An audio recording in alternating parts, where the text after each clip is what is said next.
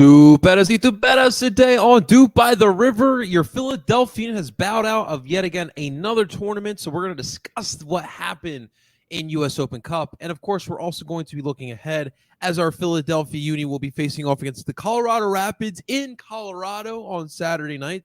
And don't you dare go anywhere because you do not want to miss this episode of Doop by the River. And let's get it started, guys. Done! Doop by the River doesn't do anything well. There is not one. I'm sorry. There was no creativity. As a Union fan, I take that all day. Another DP. We need to go get Mario Balotelli. And that is right. Welcome, everyone, to Doop by the River, the show where we follow everything Philadelphia Union. And, of course, we are brought to you by Philly Sports Network. Before we dive into today's episode of Doop by the River, I want to welcome everyone to today's episode. Welcome on if you're watching live from Metropolitan Philly's YouTube channel. Make sure you guys hit that like button, subscribe for all of your future viewings of Doop by the River.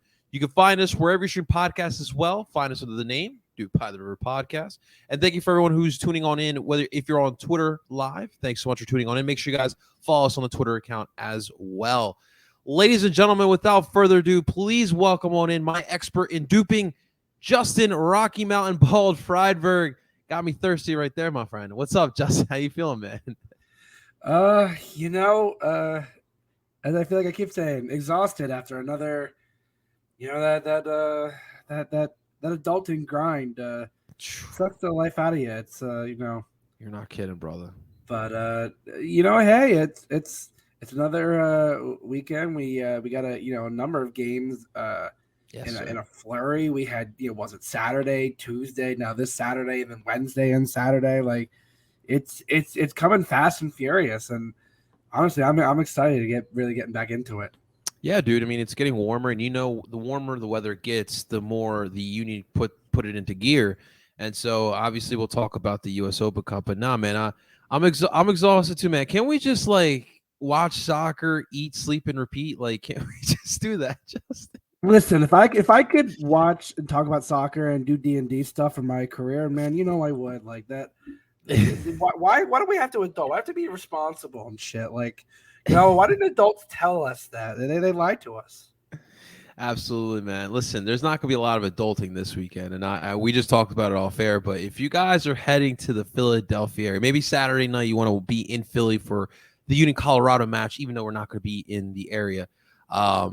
Just beware. It's a lot of Swifties out there this weekend. I don't know. How do you think Swiftie feels about soccer? You think she likes the world game a little bit? I feel like she's gotta but I also feel like in kind of a heel turn, she'd be a fan of like an obscure team. Okay. She'd peg me as a Forest Green Rovers fan, a League Two side. I see Ipswich in her, Justin, if I'm being That'd be an interesting turn. I mean, she might be a Nashville gal. She loves her Nashville, even though she's a Reading gal. But I was gonna say, yeah, she's a PA girl. So she's a PA girl. That's true. But there's a conflict there. Do you go Nashville, her home for the last decade, or you go Philly? Your home for birth. I mean, who knows? She did switch genres, so it's true. She may not be committed to the allegiances. Watch all the Swifties come in our mentions, and we get blown up faster than anything. I'm like, hey, that's one way to go viral. Now my fiance, I can't call her my girlfriend. Now my fiance is probably going to the comment section. Be careful what you say of T Swift, babe. We love the T Swift here. Listen, if Nat wants to blow us up for getting angry at me for making a Swiftie comment, I'll go right. Listen, the engagement's worth it. Engagement. I'm right there with you, brother. But yes, please be careful. A lot of Swifties. Sometimes alcohol gets the worst out of Philadelphians, so just be careful and be aware out there. And Swiftie, we love you in Chester. We'd love to see you. So, I know Nat would love to see you as well. Justin, I really wanted to get your thoughts on this next topic before we get into some Union talk, brother. I'm sure you heard the news here today, and I'm going to try to pull up a picture for everyone here on YouTube to see. Our rivals, New York. We got some blueprints. We got some pictures, not nudes, but I guess stadium nudes we got here, Justin. We got the renderings of what will be NYCFC's planned stadium in Queens, brother. We're talking an actual soccer pitch for NYCFC. I'm going to pull the pictures up, but it looks like as it was promised, right next to Citi Field, right in Queens, right in Flushing. I have my thoughts. I'm curious what you think so far, just off of these pictures. Justin, what do you think about this? So I initially thought it was a bold rendering. Like the side, I didn't think they'd have that much land. The more I heard about it, I did hear there were talks about like affordable housing in the complex, and you know, and a lot of stuff, you know, community driven initiatives. While I dislike the team, I think if it does do its promise, which I know is a big ask, because I mean we've seen what can happen when something's promised and unfortunately just falls through for whatever reasons. Chester, Pennsylvania, a prime example. If the housing does come in, I think that like the stadium, the renderings obviously look nice, but if the housing does come through, I do think that'll do a lot of good for Queens as a whole. And it'll also help give the team a bit more of a foothold in terms of having some kind of good equity with the neighborhood, because again that can around stadiums, if you live around stadiums, it can kind of be a toss up depending on what city you're in, and so it looks nice. I mean, I'll say that much. I've noticed a lot of the renderings for, let me talk about the stadiums over the last 5 years or so. They all seem to be very, they almost seem to look almost identical. I was going to ask you that. How do you feel about that? It's weird because Allianz Field, Q2, Lower.com, TQL, Austin Stadium, Nashville, St. Louis, or did you say that? I don't know if you said that, but no, but they all they're all in the same vein of these weird pointy areas, and like a massive square focal point in the center, and I don't know, it's odd, and then you see the stands. This kind of reminds me of Minnesota, and I was out there in 21. Kind of reminds me of something very similar. So it's just odd. It was what I'll say. It does. So my thing is I didn't think about it until someone brought it up on Twitter about a lot of these new stadiums kind of looking alike, and what I'm pulling up right now is St. Louis, and as you can clearly tell, that's very similar to what we saw. This is the overhead. It's that rectangle look, it's the box look, the glass, and all that. And although it is nice, but when you start having now 8 stadiums that kind of have the same kind of look, it is, fans do notice that. We as a young league, we want to differentiate ourselves from each other. So it brings single entity a little too obvious. Yeah, everything shouldn't look the same, just with different colors. But I even think of some of the modern Euro stadiums. I feel like these stadiums, they take on a part of the city, and I think that stadiums in our league should do that. And I think it's easier here in the United States. You look at New York, Philadelphia, Boston, LA. Every one of these U.S. markets has a little bit of themselves that differentiates themselves from other U.S. markets. So I think that's where they should go. But we shall see. Obviously, we're happy with our Subaru Park or MLS 2.0. You can tell the difference now. MLS 2.0 stadiums with MLS. 100%. It's very clear. Are we in 4.0 yet? Or are we still in 3.0? I don't know. I'm still 3.5. It doesn't feel like we've kind of adjusted to the next level, whatever that may be. I'm ready for soccer specific stadiums that are 50,000. You know what I mean? I can't wait for those days. Now it'll take some time. I don't mind the smaller confines. It gives me as a more gussied up Like, you know, you see like from the championship down to like League Two, like most Premier League stadiums are at least like baseball level capacity, like at least 40. So like, I think I like the tight feel because especially when the Sub is rocking, it's packed. It it's vibrating all around. It is loud as anything. The fans get into it. Like, you remember that video from the Eastern Conference Final where they the drone from the bridge, and they just like, you could audibly, like, the drone was decently far away and you could just hear when Corey Burke put that goal in, just the stadium just went fucking ballistic. Yeah. So I like the tight confines, to be honest. It's not a bad thought. We'll see where the direction goes for these teams. Obviously, expansion coming. We should be having another team soon. Real quick, Vegas or San Diego? Who gets it? I feel like Vegas is going to be the bigger moneymaker or the bigger attractor. I think it's a smarter move, honestly, for money wise. Obviously, I think San Diego is the better city, but I think for money wise, I mean, look at the Raiders, look at the Knights. I mean, they speak. It speaks for itself, and the Raiders suck too. So I mean, come on, Johnny. You know, when Las Vegas gets a team, we can do a live show from. That's a good point. From the Strip, and we'll do. That'll be our like. Listen, we'll get Liam. We'll put. Do we have a company card? We'll put it on the company card. DOOP by the pool party. Exactly. I'll have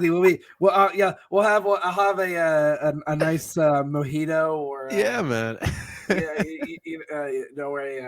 A nice gin and tonic, and just be like, all right, here's and just hold the mic. All right, Johnny, what are your thoughts on Las Vegas's 3-5-2 formation here as we're floating down the pool?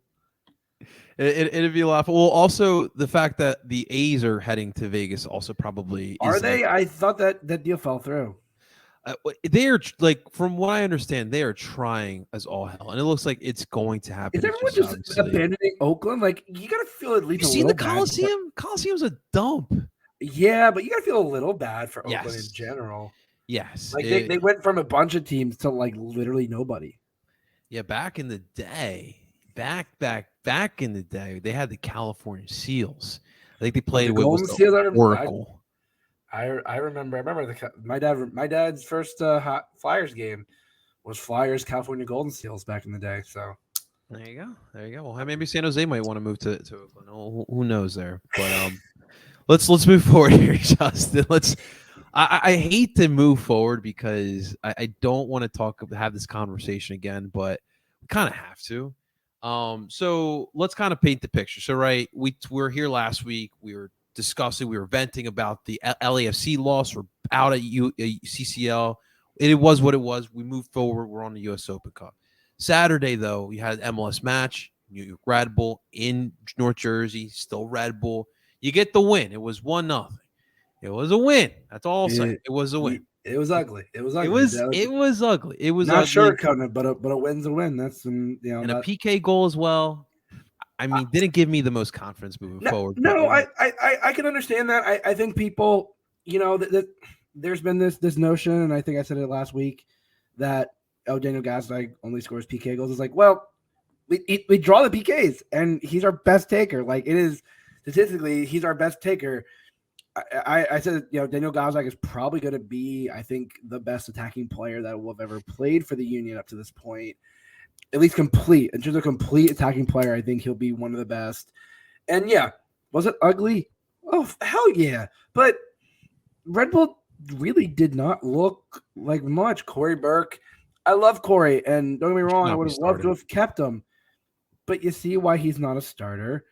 I mean, he's being forced into a starting role, and they're missing a lot of pieces. Besides the racist, but he's also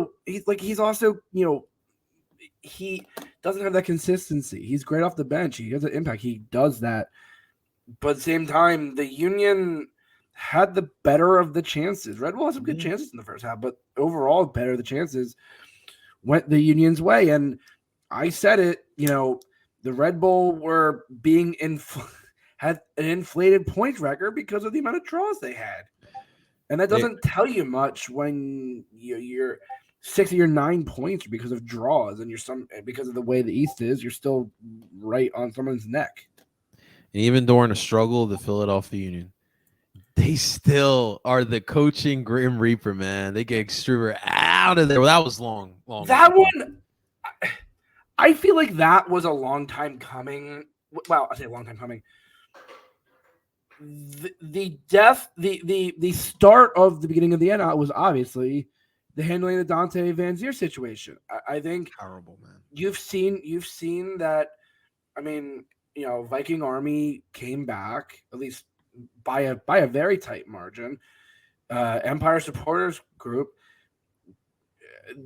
it was another tight vote.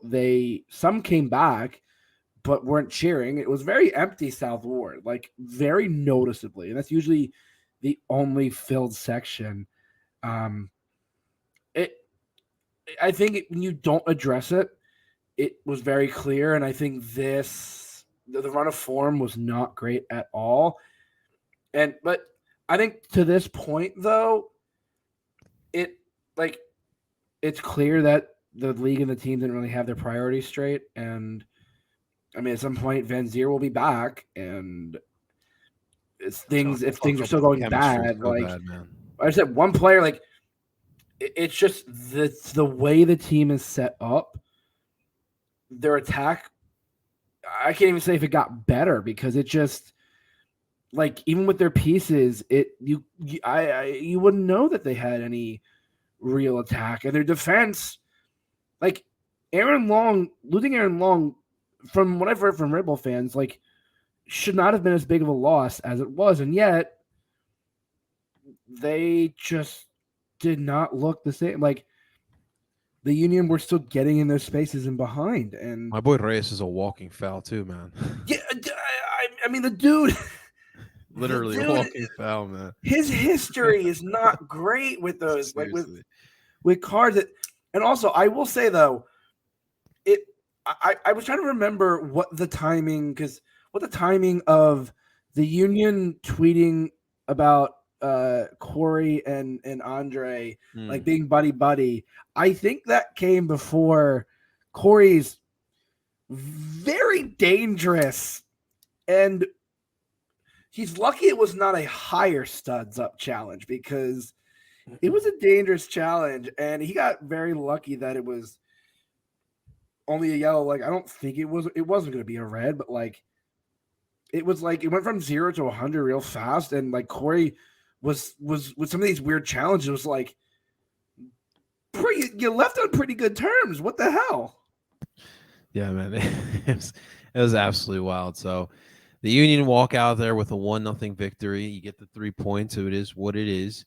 Struber is out. By the way, Struber also, I think it was Mark Fishkin who reported after. He had some quotes after. Dude, he knew he wanted to be out of there before the season even started. Dude, you already set yourself up for failure at that point. So kind of feel for Red Bull fans, I guess, at this point, because their organization's in disarray. You got a racist running around this club. Now you don't have a manager. You have no attack. You have no attack, literally. Fan base is just conflicted. There's a lot of season ticket holders pulling out. So, dude, we'll see what happens with the Red Bull. I think that's something we'll have to keep monitoring. But it's literally hit the wall, man. They may miss the playoffs for the first time since I was in high school. I think that one is, as I've been saying for a while, and I've caught a lot of flack for it, but I'll stand by it. The results up through June genuinely don't matter. It doesn't help to start really shitty, but at the same time, there have been a lot of teams that have had good second halves that have rebounded, or teams that, and I will say this, I still firmly believe Cincinnati will drop like a rock, because Brenner, their form has started to slip. Brenner is gone, and I have a feeling Vasquez may not be far behind. And if they lose those two, I don't give a shit how good Wobodo is in that midfield. They're going to have no attack. Dude, you're right. Montreal's one of the hottest teams right now. Yeah, so. Which is fucking wild. Fucking. Although that the way Hernan Losada teams are, though, they'll cool off. It's one of those. They've been playing well, but at the same time, we saw this with DC, and it's going to come down fast. It's going to come, man. It's going to come. Well, let's move into the U.S. Open Cup. Obviously, I don't have to reiterate, any Union fan, when they hear U.S. Open Cup, you get a little, like, your stomach twists a little bit. You don't lie. Your stomach does twist just a little bit when you think of 2014, 2015, 2018. So we go into this one, and I don't know about you, Justin, but I felt good about this matchup. I felt like Minnesota, it was a favorable matchup. But one thing you need to remember, ladies and gentlemen, this is U.S. Open Cup. What happens in MLS literally does not matter in this tournament, because anything can happen. That's kind of what went down. The lineups, little changes. You saw Lowe get put into the lineup. Harriel and Matt Rial were your fullbacks. Ali didn't travel. Ali didn't even travel. Pereira, my boy Pereira, got the damn start. Got a little Jack McGlynn, Jesus Bueno. Joaquin Torres got the start. You got Urre got the start with Chris Donovan. Yeah. But so it was a 0-0 first half, right? And then the second half, Minnesota put up 2 goals in the span of 8 minutes, guys. 2 goals. And I don't know about you guys, but I felt like the match was over. But then the Philadelphia turned it the F up at that point. I said Chris Donovan like that. But Chris Donovan, first off, he gets a goal. Okay, he gets a goal. Let's put it that way. It was a nice finish. It was a nice rebound. And he turned the ball over. He got really lucky on that play. But, hey, he got the ugly goal, cut the lead in half, and then, dude, it was literally like 20 minutes of just biting your freaking nails, just hoping just for the soccer gods to just do us one little solid. Kai Wagner with the last-second 94th minute goal. That would send it into extras.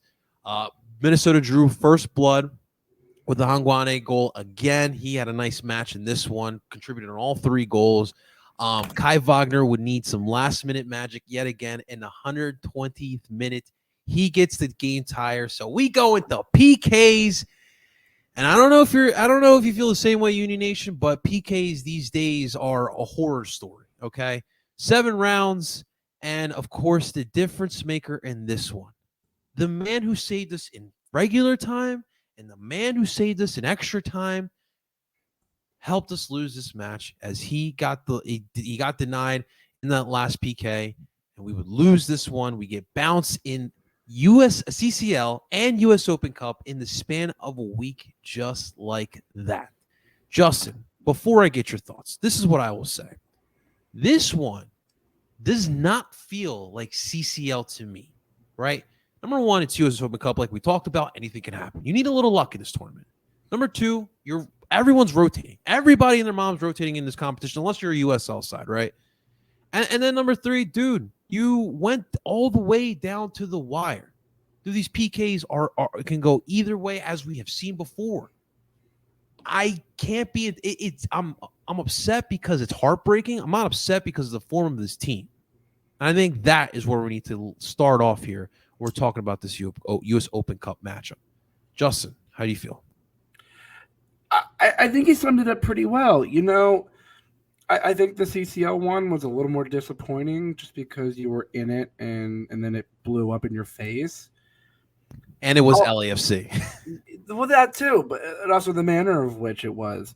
You had to listen. It was an ugly game against Red Bull, but you've been grinding out games this year, and I think that's been fine. Like, it's not going to be as pretty as it was last year. It might be. Who knows? Like, again, this team always starts slow. I think the reason, especially why it's not disappointing, one, because of the fight in this team. Like, first of all, I did turn it off at 2-0, and Philly teams must just know when I turned it off, because the Union did better when I turned it off, just like the Sixers for the past 2 games. I haven't watched until the fourth quarter, and they've won both games. So in true fashion, I am keeping with that tonight. So if the Sixers win Game 6, you're welcome, Sixers fans. If not, I'm still standing by my judgment call here. But I think the biggest difference between the U.S. Open Cup now and you even talk about as far back, as I think the biggest difference is this team doesn't suck. Like, This team isn't bad like it used to be. In 2014, 2015, and even 2018, the team was not good. Like 2018 was a start of something a little bit more, but it wasn't really until 2019. This team used to have to rely on Open Cup, and their record overall in Open Cup is still pretty good. You've made the 3 finals. Your record's been overall pretty solid, but it's not as disappointing because, you got bounced from CCL. Yeah, you got bounced from US Open Cup. You're still probably in position to make the playoffs. You have Leagues Cup at a certain point. Like,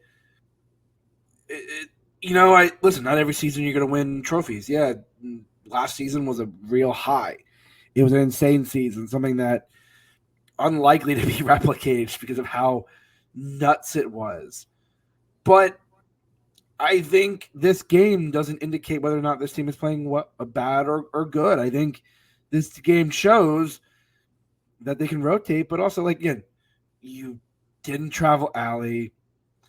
Carranza, Gazai came in second half.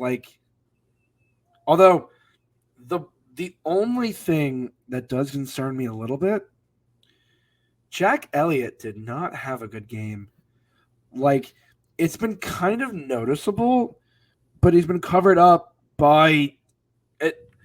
I hate to say it, but does Damian Lowe warrant more starts with Blesnes? Because that partnership has actually worked out well.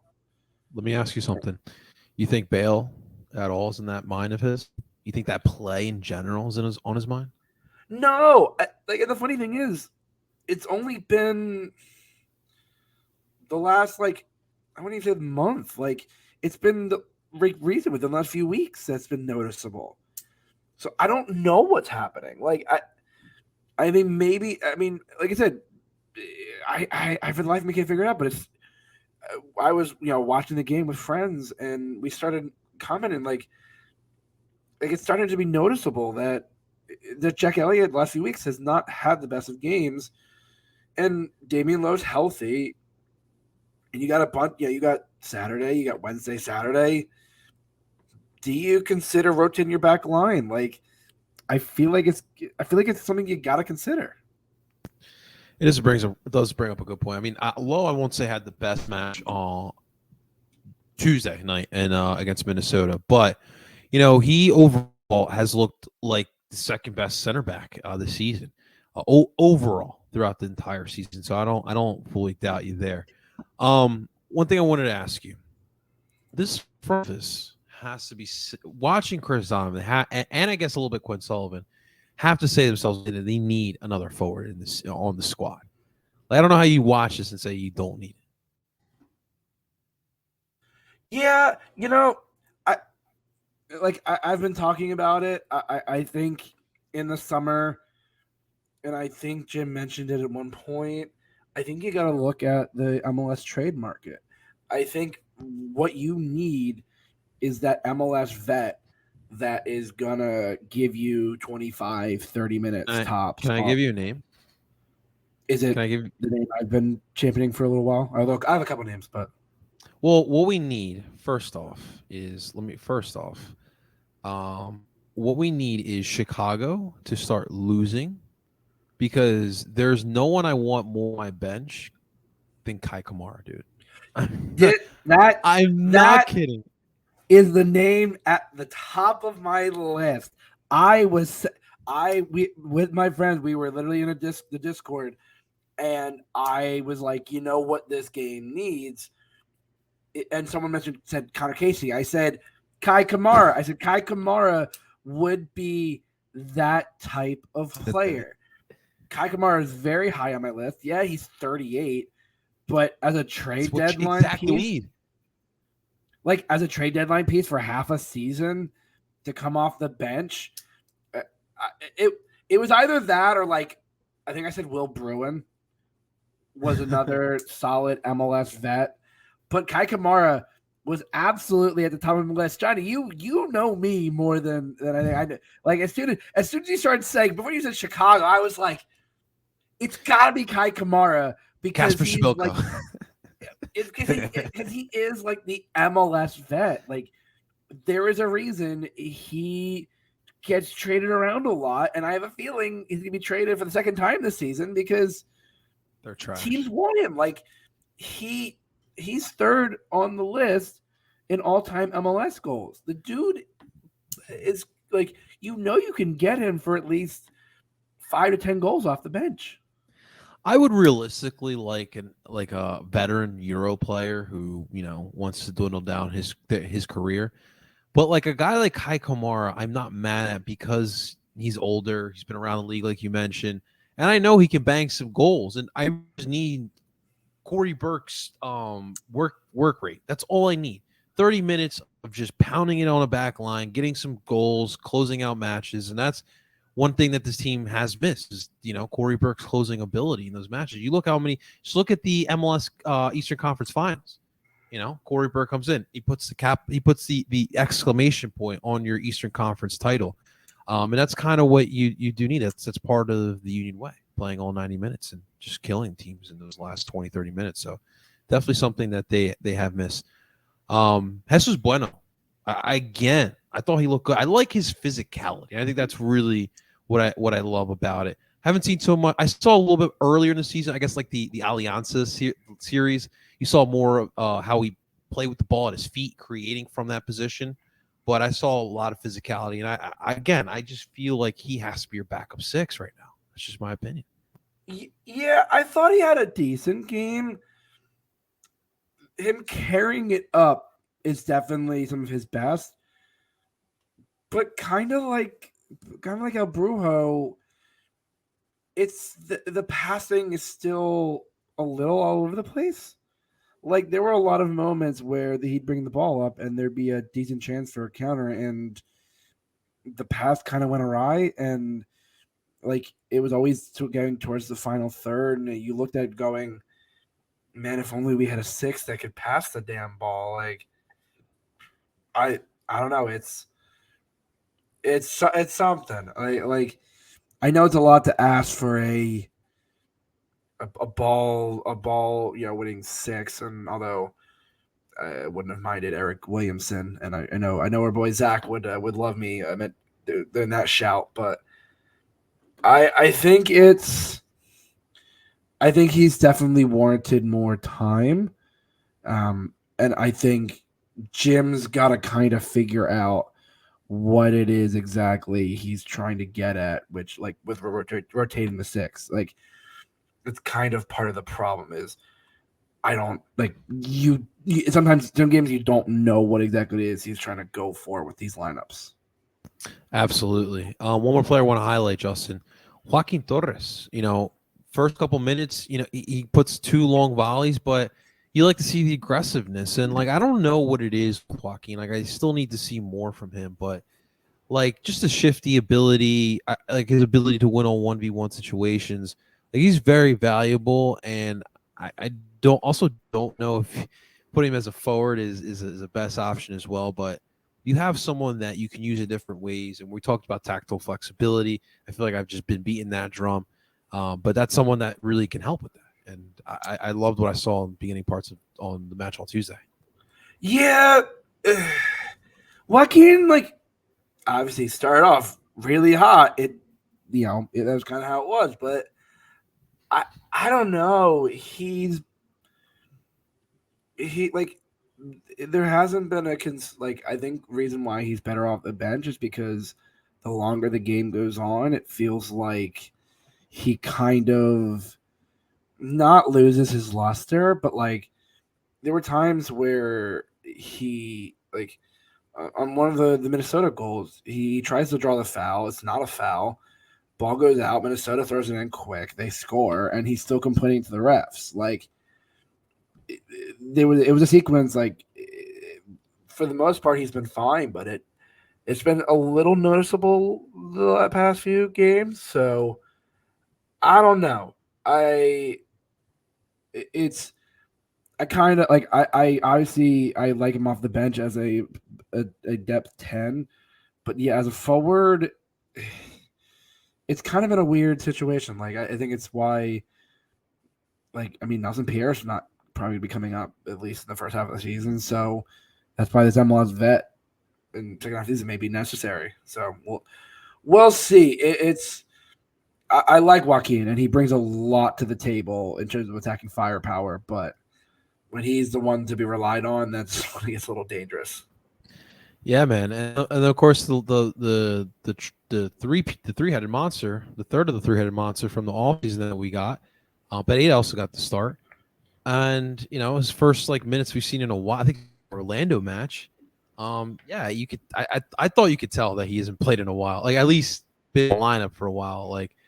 I just didn't like what I saw overall in the 60, 70 minutes.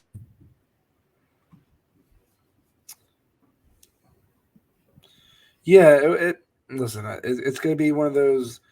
I mean, we could talk about it now, and then next month it's Joaquin pull off another stunner, and not listen, I still think Chris Donovan finished. It was a nice finish, not a bad chance. Mikel Uwa, I thought, had a solid game. I think he created some chances. Having to be rescued by Kai twice was not the greatest look, but again, I'm not I've been saying this. I'm not looking into this game all that much. Very true. Very true. At the end of the day, we're gonna have to wait till next year to try to make another run at U.S. Open Cup, but it won't happen this year. And you know what, Justin? Congratulations to Minnesota. You survived this one, and you guys are moving on. And best of luck to them. But for us, Justin, right now we have 6 matches, and I believe it was 4 of them at home, 2 on the road, and this is the opportunity right now, Justin, to really catch around in the Eastern Conference. You're going to have some rivalry matchups in there, but first up, you got Colorado. You're going to be in Colorado for this. It's been a while since we played in Colorado as well, so that's going to be fun to see. Colorado, or I forget where actually, but it's not in Denver. It's one of those outside. It's just outside. Yeah, it's actually pretty nice. Pretty nice stadium, pretty good setup. But one thing I do want to mention, I've been dying to talk about this, but Bruno Martinez is not in the injury report. Now the question will be is whether Jim decides to play him in this one. It does seem like he will be in the 18. Will he be in the 11? That'll be to see for Saturday. But that's good news. That's good news to have Bruno Martinez coming back slowly. So we'll see when Jim decides to bring him in here. But look, I mean, let's talk a little bit about Colorado. I mean, this is a team that not a lot of people expected them to finish high. They've obviously been losing players since that the once a couple of years ago in the Western Conference. But right now they do have 2 wins with 3 draws and 2 wins, 6 draws, 3 losses on the season. That's good enough for 12 points. They're currently sitting just outside a playoff spot as they are tied with 12 points with Minnesota, Portland as well, who are in the 8 and 9 spots. But it's obviously, you've seen the losses that they've had over the past couple seasons. You still got our old friend Keegan Rosenberry, Philadelphia homegrown as well. They still do have Diego Rubio, of course. Abubakar is there as well still. One thing to keep in mind this upcoming weekend is Connor Ronan, the Wolves product there. He's someone to keep an eye out for as he's pretty dangerous there in the midfield. Justin, my expert in duping, as far as Colorado goes, what can you tell us from your expert analysis of the Rapids, my friend? One that the injury problems to Jack Price, and I believe he may be out for the year again. Has still been killer. I think, they come off of a nice result in LA, but I mean, let's be honest, beating the Galaxy these days is not exactly how the money have fallen. Challenging, but I think Jack Price being out has obviously hurt this team a lot. I know they will be without Yappy, the young homegrown, who is with the U20 World Cup team, as well as some of our homegrowns. the big, I mean, and I assume you saw the news coming out of Dude. you know their midfielder Max being implicated in a betting ring. Dude, there's a lot of this lately. One of the 16 players, the only current MLS player, but there was a former MLS player. From what the reports were shown, he accepted around, I guess it was $12,000 US to take a yellow card in a game. And the league, I think this was last season, and the league cracked down and all it, like, put the hammer down and all this and made statements. And I kind of laughed because I was watching morning footy this morning, and Charlie Davies, who has not always had the greatest opinions on the Union, he doesn't have a great time here, but he made a very, very good point. Where was this outrage for the Dante Van Zier situation? Like, I get it. Sports betting when it's a player is not great, but sports are literally partnering with betting companies. There's betting companies on soccer jerseys. They run promos all the time. I do not understand why they've made as big of a deal of it as it is. I like I said, if they had made more of a stink about the Dante Van Zier situation, people wouldn't be calling out Red Bull and the league as a whole. It's kind of a fucked up situation. Like, I don't understand, but it's another ding on a team that, kind of like with Red Bull, is being propped up by a lot of draws. Like we said, 2 wins and 6 draws. That they like, their defense isn't a leaky one. Like, it's not hemorrhaging goals, but their offense hasn't been that great either. And they do have Kevin Cabral, who they acquired from LA.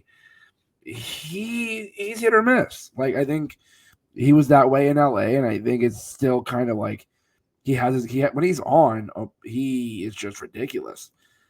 But that's not all often, and I think it could be kind of a high price for a guy like that. I don't know. I'm expecting an ugly game. I think it's kind of Robin Fraser is very good about setting his teams up tactically. He doesn't get enough love in this league, man. Yeah, even when they were first place in the West, I don't know if he got much of a shout for Coach of the Year. It's crazy, man.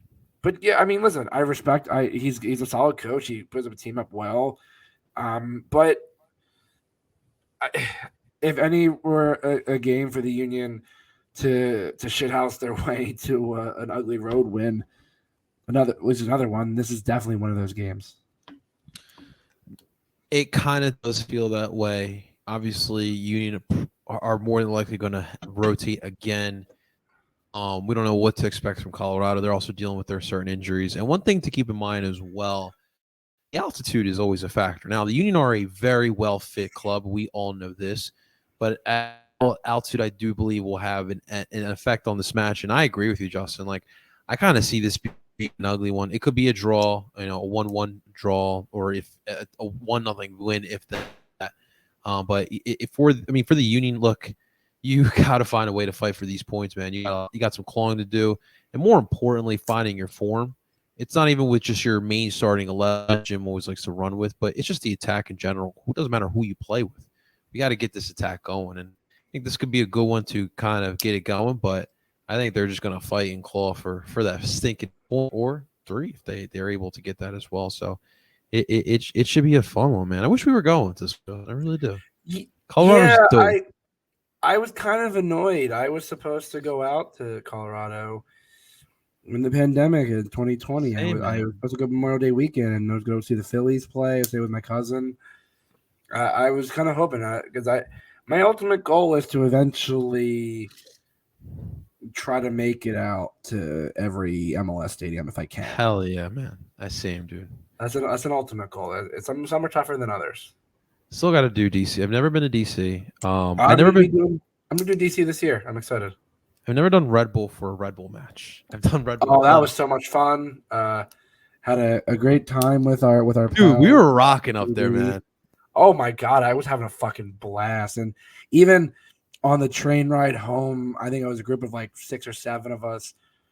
God, yeah, we were getting some odd looks from the other New Jersey Transit passengers at 11:15 as we're riding back to Hamilton. But we were having so much fun. It was a blast. I fucking loved it. I love the Red Bull away days because for me, like, you drive up to Hamilton, you take the train up to Newark Penn, you take the path one stop over, it drops you right off at the stadium. I walked over to where Matt was tailgating with ESC, and we have some friends in Viking Army. And I will say, like, they were really chill with us, and we've made some friends over there. They're great. They're some good people, and it was a fun time. I always loved that those away days. Harrison's definitely a dope town, man. All right, let's talk real quick about the starting lineup. It'll be interesting to see what they do. We do believe Blake will stay in goal, correct? Yeah, I would.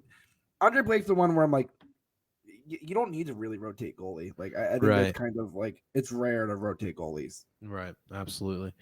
The back line, we still think it's gonna be a 4-back set. Yeah, Jim going no 3-back set in this. No, not for a Western Conference matchup away. Yeah, I don't think you would do, especially when you need all 3 of those guys. I don't think. Yeah, I think it would be risky to even put like Nate or Matt Real as the other center back in the back 3.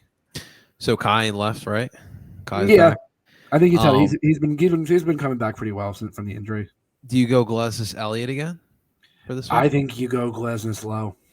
Glesnes Low. Okay. At least for this game, I like that formation. I like that.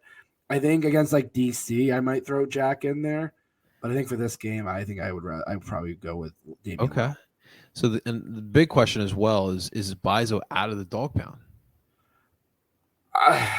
I'm gonna say no. I think Nate starts. Nate's been having a good series of games. So I think you got to go with Nate as well, man. But we obviously training is a big factor as well as we've seen in the past. So that's how Bizo got back into the lineup. We'll see if that helps him this time around. The diamond midfield in the left side. Well, obviously, let's keep in mind we didn't mention it. Jack, Brandon, and Quinn are all gone for. Mm-hmm. Well, I think Jack is available for this one, right? Did I read that correctly? And then he's gone. Yeah, I'm sorry. I think he's gone after. Quinn and Brandon are there already. Jack will leave after Saturday, so he'll go straight to, I think it's Argentina this year for the U20s. Yeah, it's supposed to be in Indonesia, but yep, in Argentina. Indonesia, my bad. No, yeah, so it's in Argentina. It was supposed to be in Indonesia, but due to Indonesia, I think not allowing Israel, not recognizing Israel. It was a bit of a geopolitical thing. They stripped it from Indonesia, so it was a last minute. Argentina was like, "Yeah, we'll host." Like, we got this. But yes, that's why we got Justin here. Thank you for that one. But yeah, so Jack will be heading there. So you go Jack in this one just for that last one before he heads out if he's there. Yeah, I think your diamond midfield's got to be Jesus, McGlynn, Ali, and Gazdag. I think that's. I can roll with that. I think that's a solid midfield, and I think that gives you, especially with the way that their defense is, and if I think Jack pinging the balls over the top is gonna give you a lot of space in there. Okay, and then you got Carranza and Urre at the top. I think so. I think Uwa's been doing really well at stretching the back lines lately. I think that partnership with Carranza, they work well. I think because Carranza does a lot of the dirty work. But I think you're going to get those passes in behind. I think Uwa's going to be able to get in behind. It's just how many of the chances we get to finish because, there's like their midfield, their defense might not be the best, but it doesn't hemorrhage goals. They're not sound, but they definitely don't hemorrhage 3-4 goals at a time. So, right here, the tough part is that you don't have Quinn, right? And then you got DC Wednesday, New England on Saturday. You figure Chris has to go in one of these matches, man. I feel like maybe Chris Donovan's probably will play either. He'll play either one of the games next week. Oh man, I'd rather play Chris here and then run Carranza and Ure for DC and New England, but it is tough, and that's why we're saying like we'd be well suited to bringing in a veteran forward of some sort who knows how to bang in goals, preferably knows how to do that bad boy. But all right, let's move into our predictions here. Justin, give it to us. What do you think will happen? Give us our final score. I think it's going to be an ugly one. I think you're going to need to get the most of your chances, to be honest, because scrappy games means mucking up in the midfield and getting one through when you can. It's not going to be more than a 2-goal difference. Like I think this back line can hold, and we saw what they were able to do well against Red Bull. Mm-hmm. I'll throw in for a 2-0 Union win. Huh? I think you're going to get, like I said, it's going to be an ugly game. I think it's going to you're going to get some goals off of set. I think set pieces will be key. Yeah. And the Union have done well on set pieces this year. So I like considering what Colorado is missing. Like I think I don't know. It just feels like I think the Union can hold it well, but I think the biggest battle is going to be in the midfield, because when the Union can control the midfield, and if they don't have possession, when they can control the midfield, you see what they can do, and they did it pretty well against Red Bull. I think that midfield battle is going to be even more important on the road in Colorado. Yeah, I agree, man. I personally believe that the Union will get a 1-0 victory. I agree with you. I think it's going to be an ugly one, but like at some point the Union kind of just have to say enough is enough, and I think it'll be a close match for, let's say, like 80 minutes. I could see like a late minute goal here, and we feel like we keep saying this. We're just hoping for that one result where it just brings the confidence back in this team. Like we know this team is good. I still don't doubt that this team is really, really good. Like they are genuinely the second best team in this league. But it just doesn't feel like they go out there and play like that from time to time. And I want that confidence back. I want that kind of attitude that they kind of play with, and that swagger. And that's really what we're hoping that they kind of come back and get to. But listen, my man, were you watching the match on Saturday? It's an away one. Yeah, it's also a late one too. I don't know. I might Sunday, dude. Well, there's not much to do Sunday, so I think I may be in my usual spot at Zed's for at least like the first half. What time is Zed's close? Usually 10, but they'll say it open late for Union games and do last call like the 75th minute. So I may say for at least like the first half. That's awesome, man. It's just like at the Zoo, man. Oh yeah, it's good. Except for that, I you know what I love is when we go to the Heineken bar, the second deck, and on the deck, I'm sorry, and you get the smell, the sausage and peppers right there, dude. It's just like, oh, kills me every single time, man. Yeah, every damn time. Every damn time, man. Well, listen, that's going to do it for this edition of DOOP by the River. We really do appreciate everyone tuning on in. You guys enjoy your weekend. Enjoy the match this weekend. Please be safe. Remember, it's going to be crazy in Philly. So we warned you. We warned you here. Warned you here first, guys. But thanks so much for watching, guys. Make sure you guys hit that like button. Subscribe for all of your future viewings of DOOP by the River. We're available wherever you stream podcasts. Find us under DOOP by the River podcast. Make sure you guys follow the Twitter account that we're live on right now. And, of course, ladies and gentlemen, until next time, that is Justin, Rocky Mountain Bald Friedberg. I go by the name of Ed Barcelo Philly, and we're telling you guys to DOOP on. Be Colorado.